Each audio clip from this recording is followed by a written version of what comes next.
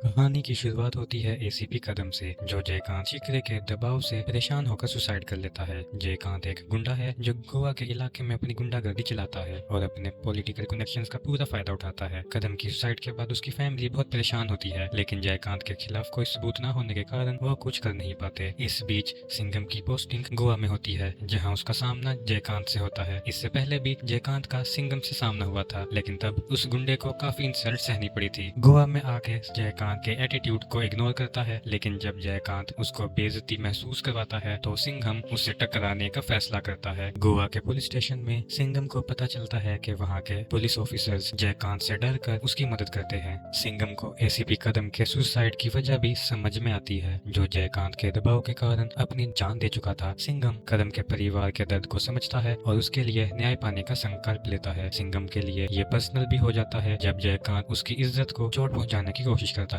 ACP Singham का रिश्ता काव्या से और भी गहरा होता जाता है, जो उसकी गांव से ही बिलोंग करती थी। काव्या सिंघम के साहस और ईमानदारी से इम्प्रेस्ड होती है और धीरे धीरे दोनों के बीच प्यार हो जाता है। काव्या सिंघम के मिशन को सपोर्ट करती है और उसे मॉरल सपोर्ट देती है। जयकांत सिंघम को कमजोर करने के लिए उस पर झूठे इल्जाम लगाता है और उसके अगेंस्ट पॉलिटिकल प्रेशर बनाता है, लेकिन सिंघम हर वक्त उसका सामना करने के लिए तैयार रहता है। सिंघम की ईमानदारी और उसका लड़ने का जज्बा धीरे धीरे गोवा के पुलिस ऑफिसर्स को इंस्पायर करता है और वो सब उसके साथ मिलकर जयकांत के खिलाफ लड़ने का फैसला करते हैं। सिंघम जयकांत के इलीगल बिजनेसेस को टारगेट करना शुरू करता है और उसकी गुंडागर्दी को खत्म करने के लिए उस पर अटैक भी करता है। जयकांत जो अब तक लॉ के साथ खेल रहा था, सिंघम की हरकतों से परेशान हो जाता है। सिंघम के एक्शन से जयकांत को रियलाइज होता है कि अब वो आसानी से बच नहीं सकता, लेकिन जब जयकांत गोवा के कॉन्स्टिट्यूशन से इलेक्शन में जीतकर नेक्स्ट मिनिस्ट्रियल कैंडिडेट बन जाता है और इंस्पेक्टर से सिंघम पे प्रेशर भी डालता है जस्टिस दिलाने में नाकाम सिंघम को जब जयकांत के लोग काउंट करते हैं, तब वो उन पर निडर होकर टूट पड़ता है। जयकांत के आदमी शिवा को अरेस्ट कर लेते हैं, लेकिन जब सिंघम को उसका ट्रांसफर लेटर मिल जाता है तो सिंघम पुलिस की एक पार्टी में जाकर सारे पुलिस वालों के जमीर को जगाने की कोशिश करता है और डीजीपी से पाटकर तक सब सिंघम का साथ देते हैं। क्लाइमैक्स में सिंघम और उसकी पुलिस वालों की टोली जयकांत के मिनिस्टर बनने के सबक लेने से पहले ही उसके घर को इन्फिल्ट्रेट करते हैं और उसे भगा भगा कर पुलिस स्टेशन में ले जाकर उसे जबरदस्ती कन्फेशन लिखा के उसे उसी स्टाइल में मरवाते हैं जैसा उसने इंस्पेक्टर कदम के साथ किया था। सिंघम रिटर्न्स की कहानी फिर से बाजीराव सिंघम के आसपास घूमती है, जो अब गोवा के बाद मुंबई में एक डीसीपी के रूप में ड्यूटी कर रहा होता है। अब सिंघम का मिशन है मुंबई को करप्शन और क्राइम से आजाद करवाना। उसकी फाइट एक पावरफुल और करप्ट बाबा सत्यराज और उसके पॉलिटिकल साथी प्रकाश राज से होती है, जो मिलकर अपने इलीगल काम चलाते हैं। कहानी की शुरुआत होती है एक honest police constable Mahesh Yadav से, जो किसी इन्वेस्टिगेशन के बीच गुम होता है। जब सिंघम को पता चलता है कि यादव की लाश मिली है और उसको गलत इल्जाम में हवाला मनी केस में फंसाने की कोशिश हो रही है, तो वो सच पता लगाने के लिए तैयार हो जाता है। सिंघम को पता चलता है कि यादव एक ब्लैक मनी रैकेट के अगेंस्ट इन्वेस्टिगेशन कर रहा था, जिसका कनेक्शन सत्यराज और प्रकाश राज से भी है। उसका मिशन था इन सारे सबूतों को सबके सामने लाने का, लेकिन उसका मर्डर हो जाता है। सिंघम यादव के परिवार को न्याय दिलवाने के लिए मिशन शुरू करता है। उसको जल्दी समझ आ जाता है कि ये बाबा सत्यराज अपने रिलीजियस प्रवचन का फायदा उठाकर लोगों को बेवकूफ बना रहा है और पॉलिटिक्स में अपनी पावर बढ़ाता जा रहा है। प्रकाश राव उसका पॉलिटिकल सपोर्ट है, जो अपनी पोजीशन का गलत फायदा उठाकर सत्यराज की इलीगल धंधे को शील्ड देता है। बाबा के दिखावे वाले ईमानदारी के पीछे काली सच्चाई है, जो सिंघम एक्सपोज करने का सोचता है, लेकिन तभी आदरणीय सीनियर पॉलिटिशियन गुरुजी को मरवा दिया जाता है। इसी बीच सिंघम फर्दर इन्वेस्टिगेशन के लिए गांव जाता है और उसकी जिंदगी में अवनी आती है, जो अब उसकी गर्लफ्रेंड है। काव्या का क्या हुआ पता नहीं। जब सिंघम सत्यराज और प्रकाश राज के खिलाफ एविडेंस इकट्ठा करने लगता है तो उस पर पॉलिटिकल प्रेशर और धमकियों का सामना करना पड़ता है, लेकिन सिंघम अपनी ईमानदारी से कभी नहीं चूकता और सीधा सत्यराज के प्रवचन वाले इवेंट पर जाके उससे फेस ऑफ करता है और उसकी हिपोक्रेसी को सबके सामने चैलेंज करता है। जब सिंघम ने बाबा के सच को सबके सामने लाने की कोशिश की तो बाबा और प्रकाश राव उसे बदनाम करने के लिए एक और खेल खेलते हैं। वो लोग मुंबई में राइट्स और वायलेंस फैलाकर सिंघम की इमेज को खराब करने की प्लानिंग करते हैं। सिंघम को इसके बारे में पता चल जाता है और वो अपनी पूरी पुलिस टीम के साथ मिलकर इन राइट्स को कंट्रोल करता है। दूसरी तरफ राव गुरुजी के सभी कैंडिडेट्स को नुकसान पहुंचाने की कोशिश करता है, जिसमें अवनी भी शामिल होती है, क्योंकि उसका भाई किशोर जो छुपा हुआ है वो भी एक कैंडिडेट है। सिंघम सबको बचाने में सफल होता है, लेकिन उनके रिजाइन करने से पहले बाबा जी का एक आदमी इल्ताफ खान कोमा से उठता है और बाबा जी के खिलाफ गवाही देने को मान जाता है। सिंघम बाबा जी और राव को अरेस्ट कर लेता है, लेकिन कुछ पार्टी वर्कर्स कोर्ट के बाहर हमला करते हैं और गवाहों को मार देते हैं। इस वजह से बाबा जी और राव आजाद हो जाते हैं। सिंघम और उसकी पूरी team including the commissioner of Mumbai इस्तीफा देके बिना पुलिस यूनिफॉर्म के उनके घर पहुंचते हैं और मुंबई भर की पुलिस उनका साथ देती है। वो बाबा जी और राव के आदमियों से लड़ते हैं। सिंघम की टीम बाबा जी के घर में घुसकर उन्हें जबरदस्ती कन्फेस करवा लेते हैं और उनके कन्फेशंस को चुपके से फिल्म किए जा रहे होते हैं, जो लाइव टेलीविजन और रेडियो लगातार ब्रॉडकास्ट किए जाते हैं। कुछ हफ्तों बाद गुरुजी की पार्टी इलेक्शन जीत जाती है। जेल ले जाते वक्त राव और बाबा जी फिर से सिंघम को धमकाने और चढ़ाने की कोशिश करते हैं। अचानक वैन रोककर पुलिस वाले चले जाते हैं और तभी एक पार्टी का टैंकर आकर उस वैन से टकराकर उन सबको मार देता है और दोनों की मौत हो जाती है। एंड पे हमें ये पता चलता है कि ये सब सिंघम का ही प्लान था और उसने वही तरीका अपनाया था जैसे उन लोगों ने महेश को मरवाया था। संग्राम सिंबा बालेराव एक ऑर्फन है जो बचपन से सिंघम जैसा ऑफिसर बनने का सपना देखता है, पर उसका मोटिवेशन कुछ अलग है। उसको बस पैसा कमाने का क्रेज होता है। जब वो गोवा में अपनी पोस्टिंग लेता है तो वो वहाँ के पावरफुल डॉन दुवा रेनाडे के लिए काम करने लगता है और करप्ट एक्टिविटीज में इन्वॉल्व हो जाता है। सिम्बा जो पहले से ही एक करप्ट पुलिस ऑफिसर है, दुर्बार उसके लीगल बिजनेसेस को सपोर्ट करते हुए पैसा बनाता है और ये सब उसके लिए नॉर्मल होता है। लेकिन गोवा में उसका रियल ट्रांसफॉर्मेशन तब होता है जब वो आकृति नाम की लड़की से मिलता है जो एक ऑनेस्ट और काइंड हार्टेड लड़की है और सिम्बा को सच्चाई और इंसाफ की तरफ मोड़ना चाहती है। वो उसकी छोटी बहन जैसी है और वो रेगुलरली उसकी लाइफ में अपना पॉजिटिव इन्फ्लुएंस छोड़ जाती है। आकृति जब ध्रुवा और उसके गुंडे लोगों के गलत कामों के खिलाफ सबूत इकट्ठे करने लगती है तो वो ध्रुवा के भाई सदाशिव और गौरव के हाथों पकड़ी जाती है और जब उनको पता चलता है कि आकृति उनका एक्सपोज करने वाली है तो वो उसका रेप और असॉल्ट करते हैं और हॉस्पिटल आने के बाद वो लड़की मारी जाती है। आकृति की मौत के बाद सिम्बा गिल्ट और गुस्से में भर जाता है। ये इंसिडेंट उसकी सोच को चेंज कर देता है और वो डिसाइड करता है कि वो आकृति के साथ हुए जुल्म का बदला लेकर रहेगा। इस पॉइंट पर वो ध्रुवा के भाइयों को अरेस्ट करता है और जब उनके खिलाफ पाए गए सबूतों को मिटा दिया जाता है तो सिम्बा एक फेक इनकाउंटर प्लॉट करता है ताकि वो खुद उनको मार के जस्टिस दिलवा सके। इनकाउंटर सीन में सिम्बा उन्हें उसी ब्रूटैलिटी के साथ मार देता है जैसा उन्होंने आकृति के साथ किया था। इनकाउंटर के बाद मीडिया और पब्लिक में काफी हंगामा होता है और इस केस की इन्वेस्टिगेशन में डीसीपी बाजीराव सिंघम को डाला जाता है। पर जब सिंघम इसे न्यूट्रल ऑफिसर्स के तौर पर इन्वेस्टिगेशन की जांच पड़ताल करने के लिए भेजा जाता है, सिम्बा की पूरी कहानी सुनता है और उसके साथ जो हुआ वो समझता है तो वो भी उसके साथ स्टैंड ले लेता है, उसकी इन्वेस्टिगेशन को सही बताता है और ध्रुवा और उसके क्रिमिनल्स के खिलाफ एविडेंस ढूंढने में उसकी मदद करता है। जब सिम्बा को सबक सिखाने के लिए ध्रुवा के लोग किडनैप कर लेते हैं तो सिंघम उसकी मदद को आता है और दोनों मिलकर गुंडों को खूब कूटते हैं और आखिरकार ध्रुवा को कोर्ट में गिल्टी साबित करके जेल भेज दिया जाता है, वो भी उसके अपनी मम्मी और बीवी की हेल्प से। स्टोरी के एंड में सिम्बा आकृति के लिए जस्टिस पाने उसके लिए एक मेमोरियल भी सेट करता है और अपनी लाइफ में एक नए इंसान की तरह स्टार्ट लेता है। एक पोस्ट क्रेडिट सीन में हम अक्षय कुमार के सूर्यवंशी कैरेक्टर को भी देख पाते हैं जिस पॉइंट से उसकी कहानी शुरू होती है। सूर्यवंशी फिल्म की शुरुआत होती है 1993 बॉम्बे बॉम्बिंग से जो कि इंडिया में टेररिज्म का बैकड्रॉप सेट करती है। प्रेजेंट डे में हम डीसीपी वी सूर्यवंशी से मिलते हैं जो एंटी टेररिज्म स्क्वाड यानी कि एटीएस का हेड है मुंबई में और उसने उस बॉम्बिंग में अपने माँ बाप को भी खोया था। वो एक डेडिकेटेड पुलिस ऑफिसर है जिसका मेन मोटिवेशन है टेररिज्म को जड़ से खत्म करना। सूर्यवंशी की जिंदगी में रिया एक डॉक्टर आती है और दोनों को एक दूसरे से प्यार हो जाता है। शादी के बाद रिया को सूर्यवंशी की जॉब से प्रॉब्लम होती है क्योंकि वो महसूस करती है कि सूर्यवंशी अपने ड्यूटी को फैमिली से भी ज्यादा प्रायोरिटी देता है, जिस वजह से उनकी रिलेशनशिप में टेंशन बढ़ जाती है। और एक बार सूर्यवंशी की वजह से आर्यन उनके बेटे को गोली लगने के बाद रिया सोचती है कि वो आर्यन के साथ ऑस्ट्रेलिया चली जाएगी ताकि वो सूर्यवंशी के डेंजरस काम से दूर रह सके। फिल्म का प्राइमरी एंटेगनिस्ट है उमर हफीज जो टेररिस्ट ऑर्गेनाइजेशन का हेड है। उसने अपने बेटे